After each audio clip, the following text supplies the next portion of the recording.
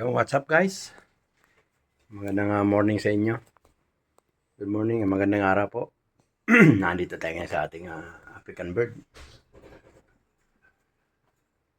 Ayaw tayong tigilan ng tigilan ng ating problema. Kala ko safety na tayo ron. Pala hindi. Merong dalawang malaking daga. Ay kailangan itong mga African bird natin ilipat natin dito. Yan. Ililipat natin dito siya. Alisin natin yan. Linisin natin. Dahil dito wala siyang butas. Ito kasi may dumadaan daga ron sa butas. So hindi tayo satisfied. Ayun, gagawin natin yun. Alisin muna natin sila. Tapos lipat natin doon. Habang ginagawa natin yung butas doon, tatakpan natin. Palatadahan natin to. Linisin natin. Palatadahan natin, habulan natin para maganda tingnan. Tapos, habang ginagawa natin to, ilipat natin sila rito sa kabila. Yan guys, ilipat natin sila rito. Hindi tayo mapakali. Kinain yung ating kinain ng daga yung sunflower, binutas yung kainan, sinira. So kailangan natin iayos ulit sila. Hanggat hindi sila naayos ng lagayan, hindi tayo susuko. Kailangan hanapan natin sila ng paraan kung saan sila dapat. Alright guys. So, samahan nyo guys, tara. Tirahin na natin. Gawin natin yan. Ano tayong gagawin? Ito gawin natin. Alright. Pero bago yan, pupunta na tayo dun sa Hulong Duhat. Bibili tayo ng kusot. Silalagyan natin yung lahat ng kanilang nest box.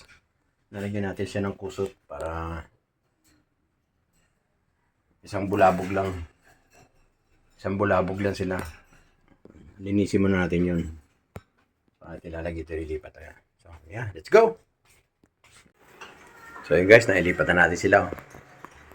Ayan, safe na sila guys. Ayan, tapos bumili tayo ng ganito. Dito natin lalagay yung ating pagkain para safe. Okay na guys. Diba? Kahit pa paano, okay na sila. Ayan guys.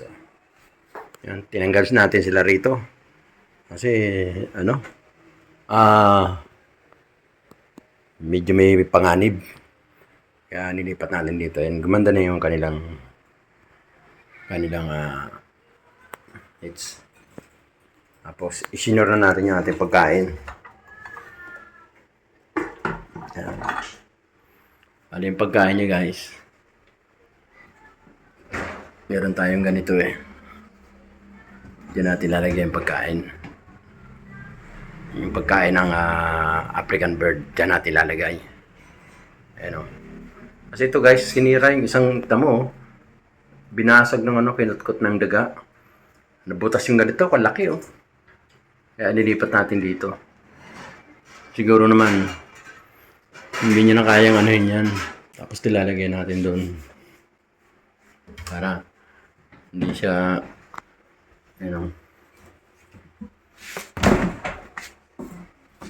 lahat ng pagkain guys. Hindi na. Diba? Grabe yung taga. Puso.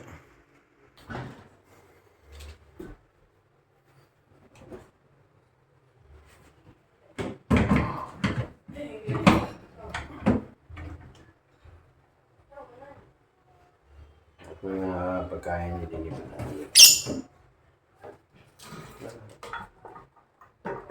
safe na siya. Hindi niya na kaya yan. Guys, yan. Ayos na. Yung pagkain nilagay na natin dito. Bumili tayo ng isang box na ganito. Yung pagkain nilagay natin dito para hindi ano yun ang daga. Ayan.